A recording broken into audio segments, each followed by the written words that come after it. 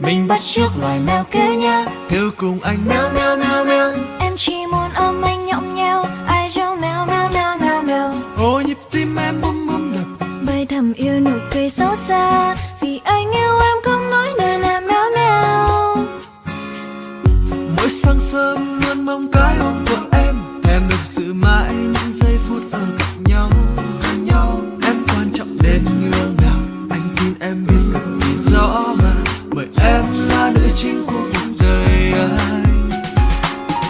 Nhưng đôi khi em lười biếng như mèo kia, thỉnh thoảng buồn chán sẽ phát em chọc tức ai.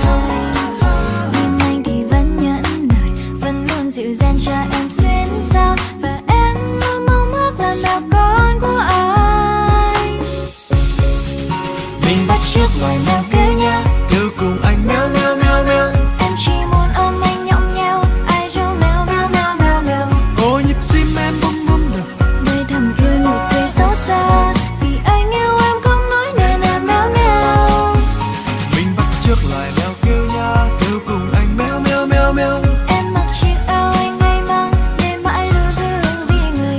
Em làm bé mà còn bên anh, rồi đổ vào lòng anh ngủ say. Cùng nhau ta mang giấc mơ của chúng mình.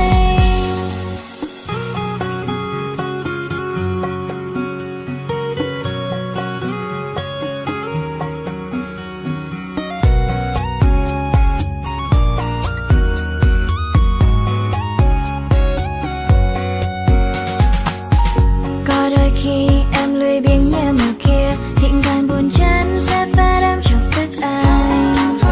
Nhưng anh thì vẫn nhẫn nại, vẫn luôn dịu dàng cho em xuyên sao, và em luôn mong ước là mèo con của anh.